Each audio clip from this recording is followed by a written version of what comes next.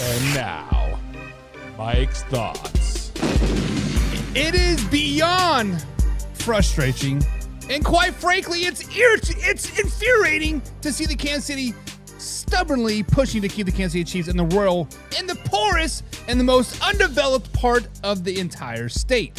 Why are we still trying to keep our beloved teams in a place with nothing around the stadium? A place that offers no amenities, no attraction, and no reason for the people to come and spend money around the area. It is time for a change, and it is time for the Kansas City to be honest with themselves. I'm talking about the simple fact that if the Kansas City Chiefs and Royals would simply move across the border into Kansas, inside the Legends area, Village West, as I like to call it, we would see a complete transformation. Not only the state, but the surrounding states as well. We would see more an economic boost like we never seen before. That area already has everything from shops to places to eat to hotels to entertainment values or venues, and oh, by the way, Sporting KC as well, and the Kansas Speedway. That area has everything that you need. This is just not about where the stadiums are. It's about building a community. It's about creating opportunities for small businesses and investing in something bigger than just a stadium. Instead, the state of Missouri is desperately trying to keep the teams in the same location with no major developments in sight. It is frustrating that lawmakers are putting up roadblocks, arguing over financial incentives. Wow, we have an opportunity to turn things around and boost the surrounding economy tenfold. Imagine the amount of revenue that would come into the Kansas City area if the Chiefs and the Royals played in the thriving area like Legends. We are talking about more than just jobs, more than just businesses, more than just tourism, an actual hub that people from all around the world want to come and visit, not for just a game, but to experience the entire district. But here we are, with the state of Missouri offering to issue bonds worth up to half the cost of a new stadium, providing tax credits up to $50 million, and still leaving as the most critical detail to negotiations later. They can't even decide where to put the stadium. It's like we're supposed to just trust that the same old area will work, and it has not been holding us back for decades. Kansas, on the other hand, is already offering a far better deal, with bonds covering over 70% of the total cost. They are aggressively negotiating, and here we are in Missouri scrambling to catch up. What's worse, our leaders are acting like we should be grateful just for the possibility of keeping the teams in the same place. But I don't know about you, but I am tired of the status quo. We have been here for 50 years and all the same time, we've seen the area around the stadium remain stagnant. It's actually gotten worse. Why settle for less when we have the opportunity to make something great? And don't even get me started about the pressure on Missouri lawmakers are putting on us to act fast like we're going to be backed into a corner. This isn't how decisions should be made. The deadlines for the vote is coming up, and we shouldn't have to make a choice under distress. This should be about making the right choice for the Kansas City future. Kansas City deserves better. The Chiefs deserve better. The Royals deserve the better. We deserve a state-of-the-art stadium surrounding and thriving in a vibrant area that brings in jobs, creates businesses, and brings back the community in ways we have never seen before. We shouldn't settle for anything less. It's time for our lawmakers to stop putting up billions interest above the future of the Kansas City's economy. So let's stop kidding ourselves. Let's face it. The future of the Kansas City Chiefs, then the future of the Kansas City Royals are in the future of the Kansas City, Missouri's hands. It needs to be built on the foundation of a thriving modern district that gives people a reason to stay and spend money, not just on game day, but every day. And it's time to put money where it counts. Move the teams to Kansas, to the Legends area, and watch the city thrive like it has never thrived before. Cue that intro. Are you ready for the best damn NFL show on the planet? Man Hour Nation, rise up. Yeah, hey, let's go.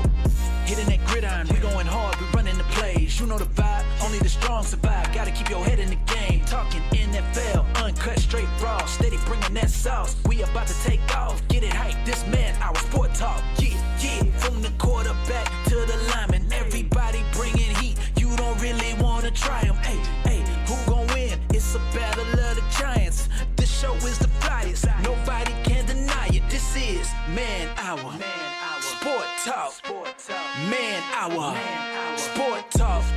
What team you reppin'? We keep it interesting. Who caught another down? Who got that interception? This is Man Hour. Sport talk. Man Hour. Sport talk.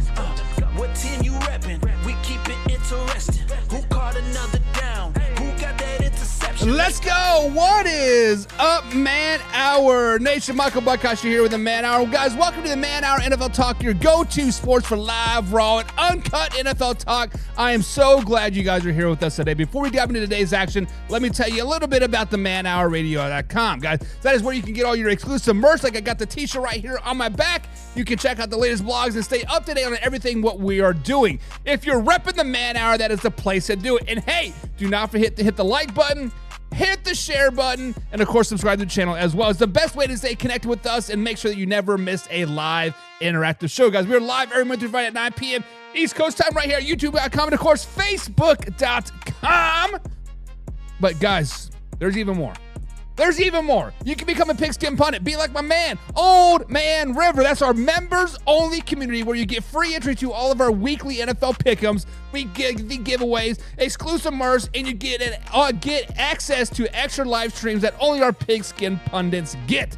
So if you want the full Man Hour experience, sign up and join the squad today. And remember, guys, this is a live interactive show, so be sure to comment down below. I want to hear from you, Nash. I want to hear your thoughts, Alpha Rob, and I want to hear your opinions, Old Man River, and your hottest of the hottest takes, because we're all about conversation at the end of the day. But we got to welcome some people in the chat. We got to welcome some people into the chat. And Old Man River says, no sound, no sound, no sound. First of all, Old Man River, you were on the shorts feed. So I do not start the shorts feed until 9:05. We start the main show, the countdown, 5-minute countdown at 9 o'clock at youtube.com/manhour, the main full screen. The short stream is what you can watch vertically, and you don't get the full overlays and that kind of thing. So yeah, just to let you know, but guys, Old Man River is a pigskin pundit. Pigskin pun. Get you some. What's up, man? What's up? We got my man Alpha Rob in the chat today. What's up, Alpha Rob? Happy. Alpha Rob's got to be happy. My man playing the Baltimore Ravens week 1. Slow it down, baby. Slow it down. But we'll be talking about the AFC East. Way too early win-loss predictions. It would be Thursday. Thursday next week as we cover the AFC East, and we'll see if they actually do go 13-4 Alpha Rob. We'll see how they do. We got my man Nash in the chat today as well. What's up, Nash? He says, hey, I'm going to my first Bills game this year. Nash, hell yeah, brother. Hell yeah. I hope you have a great time. Nash, are you going to Orchard Park, or are you going to the Patriots Stadium or the Jets Stadium? Or like, are you going to an away game, or are you actually going to Orchard Park? Like, because Cindy and I had the little stadium checklist, and all the stadiums up in the East Coast there, Patriots, the Jets, of course, Giants, Buffalo Bills, and Philly are all on our list for this year. So we are going to try to go to Orchard Park as well this season. Would love the experience to experience Orchard Park, especially in a snow game. That would be freaking awesome, right? So my man is going to Orchard Park. So definitely enjoy yourself, Nash. Enjoy yourself. Old Member says, sound like that sermon you need to take it to the Orange Don. Listen, Old Man River, you guys know. So I am a Kansas City Chiefs fan. I am Kansas City through and through. I spent the first 25 years of my life living in Kansas. I actually spent 7 years living in the city of Kansas City, working in Kansas City, living and breathing the city life down there. And the simple fact is that the Kansas City Chiefs Stadium, Arrowhead Stadium, GEH Stadium, whatever you want to call it, is legit the highest tax county in the state, and yet it is the poorest county in the state. I do not understand why the state of Missouri wants to keep the Chiefs there in Independence, Missouri. It makes zero sense to me. There is not one hotel across the street from the stadium. The one hotel that used to be there was an indoor water park. I believe it was called Cocoa Keys, right? That place is shut down. The only thing in that whole Independence, Kansas City, Missouri area where the Chiefs and the Royals play is a BP gas station across the street that has bars on the windows that you can only pick stuff through the window. Hey, man, give me a pack of those Marlboro Reds. And they got to open like 15 bulletproof glasses and then slide it through. It is, move to a better area, right? Like, I mean, Kansas is willing to build trams out to Legends. You got the racetrack there. You got Sporting KC there. You got all those shopping districts. You got Great Fork Lodge. You got the Omni. You have all these hotels right there. It makes sense. It makes sense. But listen, Trump is not going to do anything. What is going to happen is when the voting happens again, I believe it's sometime in like May, because they're asking for like a 9% tax raise or something crazy like that. Already the highest tax county in the state of Missouri. And then you want to tax poor people more. It doesn't make any sense. It doesn't make sense at the end of the day, but hey, it is what it is. My man Booker Wheeler said, hey, what's up, Booker? What's up, man? Be sure to hit that like button, guys. We are live, raw, and uncut every Wednesday through Friday, 9 p.m. East Coast time. But today, we're going to talk about the big payday of Derrick Henry. We're going to talk about Elton Jenkins' holdout. We're going to talk about Dak, excited to play with George Pickens. And then we've got the Saints added yet another rookie quarterback. And then the Trey Hendrickson holdout, the Darius Washington injury. And then, of course, you got to end the show with the fact or crap, guys. So we do got a lot of show to talk about. So let's get into it. And let's start right off at the top. And let's talk about the man, the myth, the legend. Let's talk about your Royal Highness. And I'm talking about Derrick Henry, guys. Derrick Henry just proves that age is nothing but a number, baby. And the Baltimore Ravens are buying in. Guys, news broke today, Wednesday, May 14th, 2025, early in the morning, that the Derrick Henry and the Baltimore Ravens agreed to a 2-year, $30 million extension with $25 million fully guaranteed. What? You guys heard right. $25 million fully guaranteed for Derrick Henry over the next 2 seasons. That's according to his agent, Todd French, speaking with ESPN's Adam Schefter, right? Then let's pause for a second, right? Guys, this is the largest contract in NFL history for a running back over the age of 30. And guess what? Derrick Henry is 31. But after last season, it is not hard to see why he has earned those dollar bills, y'all. Now, in his first year in Baltimore, guys, Derrick Henry rushed for 1,921 yards with 16 touchdowns. He looked like the same King Henry who dominated his league during the prime in Tennessee. So the Ravens didn't hesitate. They locked him up before he could get even sniff free agency yet again. But let's talk about the Tennessee Titans here. Let's turn the tables and talk about the almighty Tennessee Titans. How did they let this man walk out of the building? You had a franchise legend in Derrick Henry. He was still performing at elite level. And instead of finding a way to keep him, the Titans let Derrick Henry hit the open market. Baltimore scooped him up, and he did not miss a beat. We have seen the Titans struggle to consistently have an offense since his departure, and now they're watching their former centerpiece continue to thrive in a system that actually knows how to use them. Guys, this is a win for Baltimore. But it's also not a major indictment of how the Tennessee Titans handled the end of Derrick Henry's time there. You don't let a future Hall of Famer just walk away when he's still putting up nearly 2,000 yards a season. But here's a question for you all out there. Here's a question. Did the Tennessee Titans give up on Derrick Henry too soon? Or did they make the right call of letting him walk away? That's what I want to talk to you guys about. Let me know in the comments. Did the Tennessee Titans give up on Derrick Henry too soon? Guys, be sure to hit that subscribe button, hit the like button. And remember, guys, we're live, raw, uncut every Monday through Friday at 9 p.m. East Coast time. But like I said, this is a live, interactive show. Let's get into the comments and discuss your thoughts. NFL contenders say the Patriots are going to cook. We're going to talk about them on Thursday, contenders. We're going to talk about them on Thursday. Next Thursday, not this Thursday, like tomorrow, but next Thursday. Old Man River says, what college did Derrick Henry go to? I am forgetting. Pigskin pun. Get you some. This man consistently hangs from the Alabama nutsack. When you get an opportunity to throw Alabama out there, Old Man River opens up his mouth, delodges his like his jaws, fully inserts the whole penis and balls of Alabama directly into his mouth. But yes, Derrick Henry did go to Bama. Old Man River, you are exactly right. And like Alpha Rob's like, let's not forget that they let AJ Brown walk too. They at least traded away AJ Brown, right? Because it was a draft day trade for AJ Brown, if I'm not mistaken. But they at least got some type of value out of AJ Brown. But letting Derrick Henry walk away, I'm just like, what are you doing now?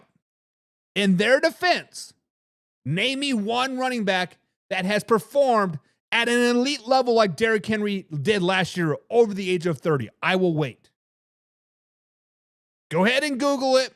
Go ahead and Yahoo it. Go ahead and Ask Jeeves it. Whatever you got to do. Name me one running back that has performed at an elite level at the age of 30. I can't think of any. Not Zeke. Not Saquon. He's still young. Not Barry Sanders. You can maybe throw Emmitt Smith in there, right? Maybe Emmitt Smith. But let's just be honest. Did the Titans give up on Derrick Henry too soon? History says no. Obviously, it's smacking you right in the face right now. The man was 30 years old last year, 31 years old this year, still getting 1,900 yards, right? But I mean, it's still hindsight. It's 2020, but I don't think I think they messed up by just letting him walk away. They could have traded him for a third round pick or a second round pick. There was trade suitors out there, but the fact you just let him walk, that was a tough call to make. Old Man River says he would have gotten killed. They had a poor old line. He would have, but you just do not let him walk away. You do not let Derrick Henry walk away. Old Man River, Alpha Rob, Daniel Barry, Nash, Booker, Alpha Rob. You just do not let him walk away, right? You can't. Hey, speaking of Daniel Barry, he's in the chat today. What's up, Daniel Barry? Hey, everyone. What's up? Happy Wednesday. What's up, brother? Hope you're having a good day. Old Man River says AP number 26 comeback player of the year was AP 30 years old.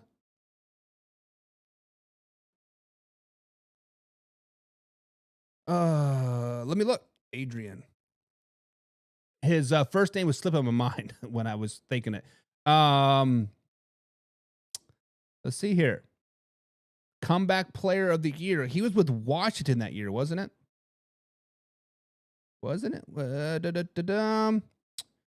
So at the age of 30, yes, AP had 1,400 yards. He actually played until the age of 36. I didn't know this, and he had another 1,000-yard season in his 33. So is that in an elite level? 1,500 yards. I would consider that an elite level. But beyond that, right? 72 yards, 500 yards, 81 yards, 129 yards, 448 yards. Those are not elite numbers. Then he did go to Washington to kind of revive his career at the age of 33. Got 1,000 yards, nearly 1,000 yards his second season, but then 698, 82, and 16 when he did Seattle in 36. So, I mean, he definitely was an elite when he was 30, right? Comeback player of the a year. But guys, those are definitely outliers, right? But Derrick Henry got paid, guys. 2 years, $30 million extension, $25 million guaranteed. That is tough. But speaking of tough, Green Bay Packers. Let's talk about this situation that's growing up in Green Bay involving Elton Jenkins, the two-time Pro Bowl offensive lineman who would be on the verge of a quiet contract standoff. Jenkins has not shown up for offseason workouts, and while the team is publicly downplaying it, multiple reports say the reason he's tied directly to his potential move to center. Not because he refuses to move, but because he wants to pay Packers to make it financially worth it, a.k.a. pay me what you owe me, baby. And look, I get it. Jenkins signed a 4-year, $68 million extension back in 2022. The deal was structured to pay him like a top-tier offensive guard with some flexibility if he ever had to shift to the offensive tackle position, which typically commands even more money. But center, that's a whole different market. That's a whole different animal. That's a whole different payday, baby. Now, while the average of his current deal is still $17 million a season, would still place him among the highest paid centers in the league, Jenkins is looking ahead. He knows that moving full-time to center could impact his future earnings, especially when he hits 30 in 2026, and he still has a $32.8 million left on his deal, none of which is fully guaranteed outside his initial $24 million signing bonus. This all started when Packers signed Aaron Banks to a 4-year, $77 million deal to come in and play left guard. That opened the door for Jenkins to move to inside to center, a position he hasn't consistently played since college. The team has said publicly that Jenkins is open to it. Offensive coordinator Adam Stevidis even said this week that Jenkins is excited about it and ready to go. But if that were really the case, why isn't he in the building? He already missed enough of the offseason program to forfeit his $500,000 workout bonus, and that's not something that players just leave on the table lightly. Here's the bottom line. Jenkins isn't fighting for the position change. He's asking to be protected financially in case it limits his future earnings potential. That's a smart business move, and honestly, he has every right to bring it up. The Packers, on the other hand, have a long-standing policy not adjusting contracts with more than 1 year left. So unless something gives, like maybe guaranteed a portion of that remaining $32 million, this could quietly linger into training camp. And let's not forget, Jenkins has been the Swift Army knife on the offensive line since he entered the league for the Green Bay Packers. He's played every position and has done everything that has been asked for him. He has played at a high level doing it as well. This isn't a diva moment. It's a veteran trying to protect his future. So this is the question that I got to ask you guys. Should the Packers restructure or guarantee more money if Jenkins makes the move to center full time? Or should they stand pat and let him play out the deal he signed? Guys, hit the subscribe button, hit the like button. Remember, we are live Monday through Friday, 9 p.m. East Coast time, right here at youtube.com/manhour. Now, this is a live interactive show, so comment down below with your thoughts. What are you guys thinking? Should Jenkins restructure if he's moving to full-time center, or should the Packers just stay pat and let him play out his deal that he has signed? When I initially wrote down these notes for the show, I'm like, this man is being a diva. This man is being crazy. This man is being asinine. This man does not win football games. But thinking about it in hindsight, yes. When you think of the offensive line, think about it, put it in importance factor, right? You got your left tackle, then you got your center, then you got your right tackle, and then your guard's position. Left guard, right guard, it doesn't matter. Guards are bottom on the totem pole. When you move to center, you are being asked to do a lot. You are being asked to be in the building earlier. You are asked to be staying in the building later. You are asked to do a lot of things that he honestly did not sign up for, right? And he has every right to ask for some more money. Now, should the Packers offer it? Absolutely not. Absolutely, the Packers should stand firm. The Packers should hold their ground. The Packers should be like, hey, man, you signed this contract knowing damn well that you are a Swift Army knife as is. If we want you to move the center, go move center and take your money and shut up. That's what should happen. And that's probably what will happen. And Elton Jennings should be like, I don't know what to do with my hands, coach. I don't know what to do with your hands. Go block somebody, mofo. But what do you guys think? Old Man River says, pay the man a raise.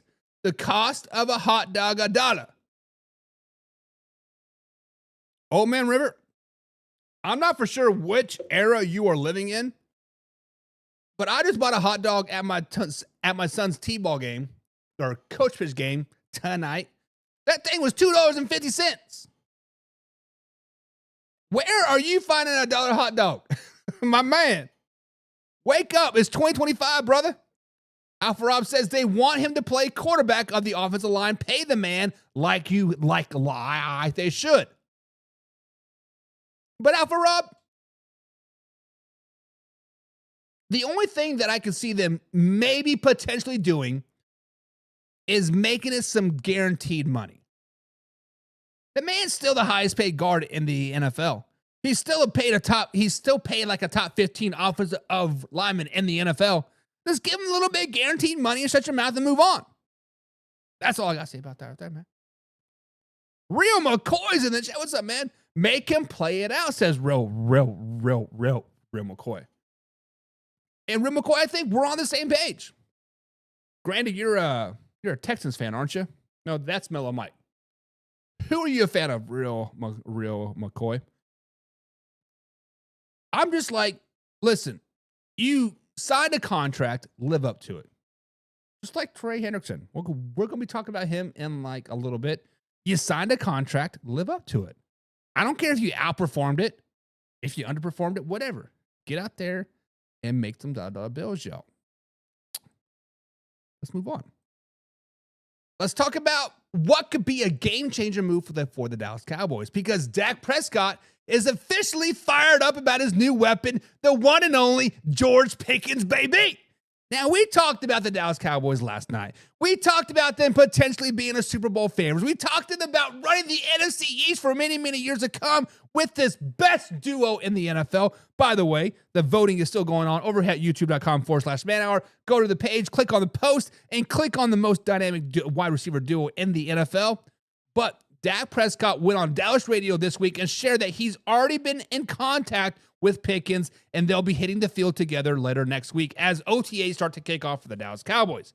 And from the sounds of it, Dak's not just excited. He's confident, baby. He's confident that George Pickens brings a level of playmaking that the Dallas Cowboys offense has been missing for the last few years. In his 3 seasons with the Pittsburgh Steelers, George Pickens put up 174 receptions for nearly 2,850 yards and 12 touchdowns. That is with some inconsistent quarterback play. By the way, Dak said it best. You put the football anywhere in his vicinity, he's coming down with it.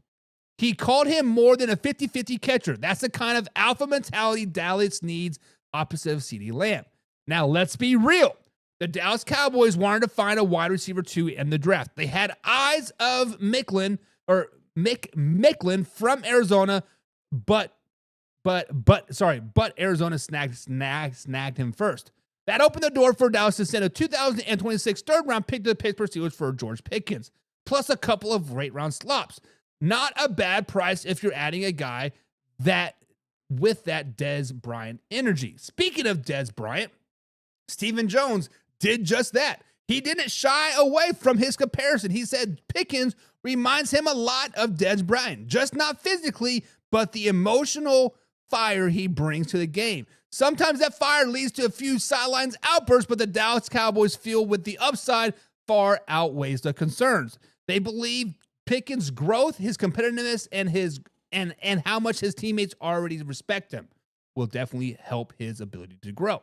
But let's also not forget this. This isn't about George Pickens and just CeeDee Lamb.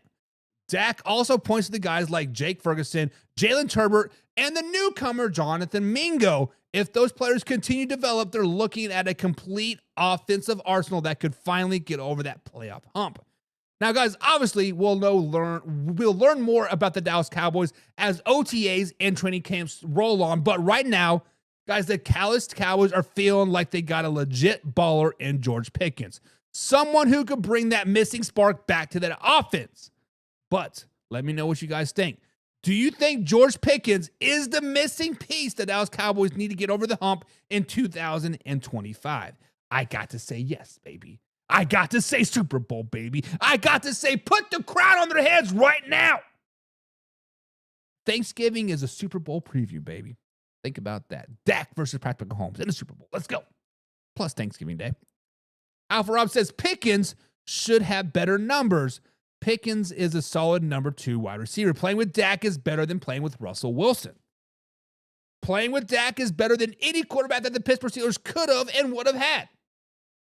Dak Prescott is a top 5 quarterback. Do not get it twisted, Alpha Rob. George Pickens was a top 15 receiver in the NFL. CeeDee Lamb is a top 5 receiver in the NFL. You pair those guys together, that makes them the best duo in the NFL. Dak Prescott went from number 5. Hell, he might even be a number 3 receiver now after it's all said and done. Behind Patrick Mahomes, behind Josh Allen, and then Dak Prescott. This receiving core, this offense is going to light the NFL up. This is a match made in heaven. Real McCoy says, you mentioned the Cowboys, and I get a headache. Cowboys need a new GM. The Cowboys don't need a new GM. The Cowboys got the best owner/GM in the game, Real McCoy. The Dallas Cowboys are always in your mouth. The Dallas Cowboys are always earning that respect. We always speak about Dallas Cowboys because they're that damn good, baby. Put some dollar bills on their name. Put some respect on their name because George Pickens, CeeDee Lamb, Tolbert, anybody that's running the backfield, hell, put Deuce Vaughn in there plus Dak Prescott. This is an NFC East championship caliber team, and George Pickens is the missing piece to get them over the hump in 2025. Not only 13 wins, not only a wild card win, not only a divisional win, but they're going to the NFC championship game just because of this one single trade. Hell yeah, it puts them over the hump. Hell yeah. Old Man River says, if Pickens and Lambs can get past their egos, if not, it'll be the housewives of the little D. Listen here, Alf, old Man River. Winning cures all, my man. Come a little closer. Put your phone up to your ear. Listen to this. Winning cures all. And when the Dallas Cowboys win week 1 versus the Philadelphia Eagles, when they win week 2, I haven't even seen the schedule yet. I'm pulling it up right here. I'm going to my v2playerpredictor.com, and we're going to be doing this next week, regular season. I'm going to click on the Dallas Cowboys, and we're going to see. Week 1, they play the Philadelphia Eagles. Week 2, they play the New York Giants. That's another win. Week 3, they play the Chicago Bears. That is another win. Week 4, they're at home playing the Green Bay Packers. Smack that ass, baby. That's another win. Then they play the Jets, Panthers, Commanders, Broncos. They could start 8-0. They could easily. Then they play the Cardinals. They could go 9-0 going into the bye week, and then they play the Raiders coming off the bye week. Guys, the Dallas Cowboys are a Super Bowl team. The Dallas Cowboys are a playoff-bound team. The Dallas Cowboys are NFC East favorites as of right now. The Dallas Cowboys, the only thing holding them back is the Dallas Cowboys themselves, and they got rid of that trash last season. They got rid of Mike McCarthy. They got rid of Dan Quinn a couple years ago. The Dallas Cowboys are back. They're back, baby. And Real McCoy says, Buck, what are you on? The Cowboys still suck. All drama. I look beyond the game, Real McCoy. I see Dak Prescott's eyes. Look at this right here. Look at him. He's ready. He's locked in. You see that bottom third just got real. That number 4, look at those eyes. He is locked in, baby. He is ready. George Pickens might have that little ego, yeah, what's up smirk on his face, right? He's all business, baby. He's all business. CeeDee Lamb is smiling, showing off his grill right now. But the minute he puts on that swiping nose first down, might get the 15-yard penalty because you can't do that no more. Can't do that no more. But hey, you're going to do it anyways because I'm going to get 30 yards the next play. You know what? There's 60 yards. It's all good, baby. The defense just got better because of George Pickens. The offense just got better because of George Pickens. The NFC East is on notice because they got George Pickens. The NFC as a whole is on notice because the Dallas Cowboys got George Pickens. The Eagles better watch out. The Lions better watch out. The Vikings better watch out. The Commanders watch out because they coming, baby, because shit just got real. Old Man River says, excuse me while I laugh my ass off. Philly beats Dallas by 10. They beat him by what? 10 seconds? Because that's the that might be how long the Philadelphia Eagles hold a lead come September 4th. What it was 100? Let me look at my calendar countdown here. I got my calendar countdown. We are down to 113 days. In 113 days, the Philadelphia Eagles might hold a 10-second lead for the Dallas Cowboys, but they're going to come out there the very first play. They're going to wax that ass, baby. They're going to throw a screen to George Pickens. He's going to take it 85 yards untouched. Oh, member says, is this your first beer? It's not my first beer tonight, man. I had a coach pitch softball game. Or I had a coach pitch baseball game. Definitely not my first beer. But what do you guys think? Legitimately. No hype, no fluff, no biased. What do you guys think? Does George Pickens move the needle? Does George Pickens move the needle? That's the question. Let's move on to the Saints. With Derek Carr announcing his retirement from the NFL, then the Saints are now in full swing, reshaping their quarterback room. They brought in 4 quarterbacks under the age of 27, including rookie Tyler Shout from Louisville. Spencer Rattler is still on the roster. Jake Hayner is still on the roster, and now they brought in Hunter Deckers as officially joined the team. But here's where things get a little interesting. Deckers has a complicated past. He lost his NCAA eligibility in 2023 after being caught up in a sports gambling investigation. You might remember that he was one of the 35 individuals at Iowa and Iowa State who faced charges or lost eligibility due to sports betting. Deckers, however, pleaded guilty to a reduced charge of underage gambling and has been working hard to put all this behind him. Deckers tried out for the Saints last week at rookie minicamp and clearly impressed enough to earn a roster spot.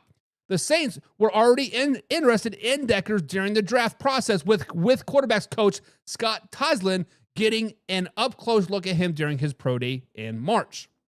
Now, let's break down the story. Deckers' path to the NFL has not been the smoothest. In 2023, guys, he did not play any football due to his eligibility issues. He spent all of 2024 at Iowa Western Junior College, but don't let that fool you. He got a solid track record. In 2022, he was a starting quarterback at Iowa State. He passed for 3,044 yards, 19 touchdowns to 14 interceptions while completing 66% of his passes. His performance last season is the reason why the Saints and other teams are giving him a shot in the NFL. Deckers himself is taking it all in stride, even reflecting on the situation that led to his loss of eligibility. He explained that betting was never meant to influence the games or make money. Just a huge mistake in hindsight. Now that Derek Carr has officially retired, the quarterback competition in New Orleans is wide open. With Deckers now officially signed, they got an intriguing mix of young talent: Spencer Rattler, Jake Hayner, Tyler Shout, and Deckers himself. The Saints have a chance to mold one of these guys into their future quarterback. With Derek Carr out of the picture, it's anyone's guess who will lead the team moving forward. Guys, it's going to be really interesting to see how this plays out. Deckers is no stranger to overcoming adversity, and with his arm talent and leadership, he could very well be one of the surprises of 2025 season. The Saints have a lot of potential in their young quarterbacks. They have got plenty of time to develop and shape the future in the position in New Orleans. But with all these new quarterbacks coming in, guys, do you guys think the Saints are ready to move on from Derek Carr and hand the reins over to some other guys, or should Deckers be the future for the Saints quarterback room, or is just another name in the crowded list? Let me know your thoughts in the comments below. Alpha Rob, right off the bat, says the Saints have the worst quarterback room in the league. Alpha Rob, I see your Saints, and I'm going to raise you the Cleveland Browns. I'm going to raise you Gillen Gabriel. I'm going to raise you Shadur Sanders. I'm going to raise you a 43-year-old Joe Flacco. I'm going to raise you a Kenny Pickett. I would take the Saints quarterback room. At least they're young, dumb, and full of cum, and not old and shooting dust out their pee-pee hole. Right? Now, the Saints do have a lot of work, but Decker could really do something, right? Could really do something.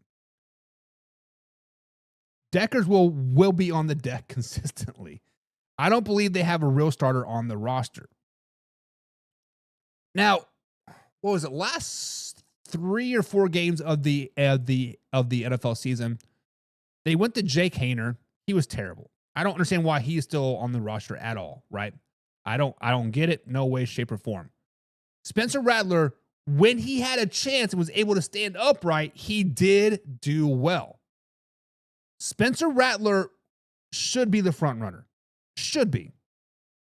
But only time will tell. I never really liked Spencer Rattler's attitude ever since the QB1 thing on Netflix. And just, I don't know, just his whole transferring like 6 schools in 3 years is just ridiculous. But hey. Old Man River says, we found where Arch Manning is going in 2026. It would make sense. Didn't his daddy play for the, not his daddy, but his granddad played for Saints, right? There you go.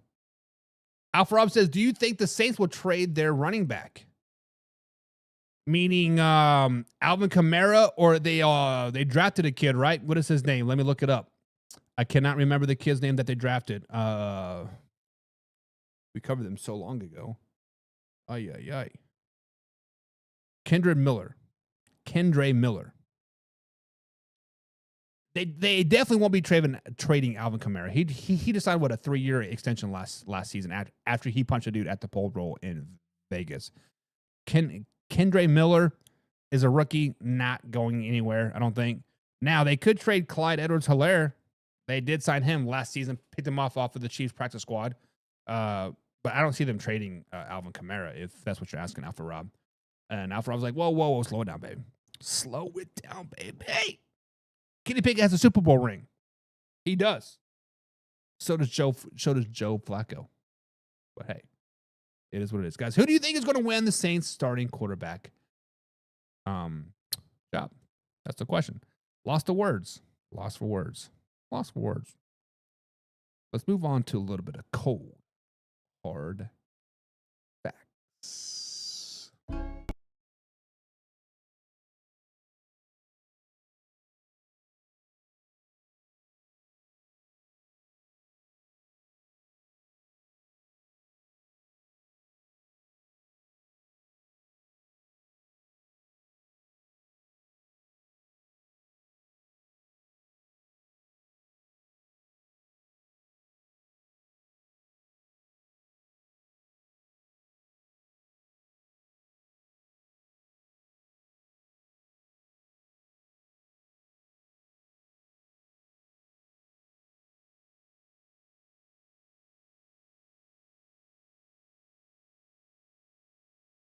The NFL world. So number 1 for the cold hard facts. The Baltimores have more holes to fill on defense and need to stop worrying about Trey Hendrickson's contract for now. Guys, the cold hard facts is the that the Cincinnati Bengals had one of the worst defenses in the NFL in 2024. Trey Hendrickson was on that defense. Look, Henderson value isn't in question. The guy just led the entire NFL with 17.5 sacks last season and has been a consistent all-pro since arriving in Cincinnati in 2021. But there's a bigger picture here. Simply put, this defense has major issues to be addressed beyond one pass rusher, no matter how dominant he has been. While Henderson is pushing hard for a long-term security, Cincinnati's front office seems to be having other priorities, and honestly, they should. Because this isn't about one player. It's about a unit that gave up 23-plus points per game last season and looked vulnerable in multiple spots, especially in the secondary and linebacking depth. Yes, things got personal this week. Henderson spoke out publicly, criticizing the team's communication, and even hinted that relations with the front office are strained after he was warned he'd be fined for missing mandatory minicamp 30 days in advance. But the Bengals can't get emotional. They have to stay strategic. Yes, they've got cap space to manage. Yes, they got holes to plug and young talent to evaluate. Trey Hendrick's contract can wait, or at least it doesn't need to jump the line. Let's also not forget he signed a 1-year extension last offseason and still has $15.8 million due to him this season. This is business. This is not personal. The bottom line is, guys, the Patriots can't let a high-profile contract dispute derail the bigger picture. They are rebuilding the defense. The defense is terrible. Because the cold hard facts is that the Cincinnati Bengals need to fix their defense before it pays another premium deal on top of what they already owe. So what do you guys think? Should the Bengals give Trey Hendrickson a long-term deal now or focus building on the complete defense first? Hit the subscribe button, hit the like button. Remember, guys, we're live Monday through Friday, 9 p.m. East Coast time, right here at youtube.com/Manor. It's a live interactive show, guys, so comment down below. Should the Bengals give Trey Hendrickson a long-term deal now or focus on building a complete defense first? I want to hear your thoughts. Now, what's going on? Time for Factor Crap. My bad, guys. I'm all types of combobulated. It's time for Factor Crap. All right, guys, so the show is starting to wind down. We have not quite done yet. It's time for our final segment. It's time for Fact or Crap. Guys, here's the deal. I'm going to throw out some statements, some facts that are floating around the NFL world, and it's up to us to decide if it's a solid fact or if it's just a bunch of crap. We're going to separate the truth from the nonsense, cutting through the hype, and see what's really worth believing. If it's legit, we're all about it. If it's pure garbage, we're calling it out. So, guys, grab your popcorn because it's about to get real, because a whole lot of fact and a whole lot of crap. Let's find out. Let's find out. So let's start here right at the top. Let's start at the top with Washington. There it is, Washington. So, guys, Darius Washington cannot play for the Baltimore Ravens in 2025. They will miss the playoffs. Fact or crap? So, guys, as you guys know by now, Washington has sustained an Achilles injury while conditioning for the Baltimore Ravens. Now, let's break this down. Washington, the Ravens safety, has unfortunately suffered a torn Achilles while conditioning. This injury confirmed to put his 2025 season in jeopardy. It's a big blow to a defense that already had come to rely on him. He played a crucial role for the Ravens last season, starting 12 games and helping stabilize their secondary while Marcus Williams went down. Washington posted career best stats in 2024, 64 tackles, 2 interceptions, and 8 pass deflections. But here's the thing. While losing Washington is a tough break, I don't think it's the end of the Ravens' playoff hopes in 2025. Yes, he is a key contributor, but let's not forget that the Ravens have time to build around his absence or even replace the void created by his injury. Washington was a surprise story after going undrafted in 2021, overcoming injuries and being undersized to become a reliable starter. His versatility and playmaking ability helped make the big contributions, including stopping big plays like on 4th and goal against the Texans last season. That being said, the Ravens had the opportunity to make adjustments to fill the gap. They even drafted Malik Starks in the first round last month, which is a clear sign they were thinking about bolstering the secondary long-term as is. Guys, Baltimore's defense is already solid without him in the past. And while his injury hurts, it's not a game-over situation for the playoffs aspirations.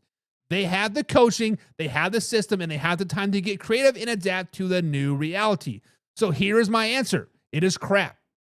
The Ravens can definitely still make the playoffs even without Washington in 2025. They got depth and they got ability to build around his loss. But what do you guys think? Will the Ravens miss the playoffs without Washington, or do you believe their ability to adapt and keep the playoff hopes alive? Let me know your thoughts in the comments below. So what do you guys think? Old Man River is saying crap. He's saying crap. It's like, Buck, it's May. We still got June. We still got July. We still got August. Hell, we still got half of September to really figure this out. We got 4 months. Hell, and we've seen the people come back 4 or 5 months from an Achilles. Look at Aaron Rodgers. I'm just saying. There's a very good possibility we could see him come November. Alfred is saying crap as well. Alfred is happy he's not had to see him week 1, though, but he's saying crap. Real McCoy says the Ravens will be okay without him. I agree. I agree. Now, the NFL just dropped a bombshell on us for Thanksgiving Day 2025. We had the Dallas Cowboys take on the Kansas City Chiefs in Dallas, Texas, of course, and fans are already calling this potential all-time classic. But let's be real. The question tonight, guys, is fact or crap. Will this be the best Thanksgiving Day game ever? Kansas City Chiefs versus the Dallas Cowboys. Well, let's break it down.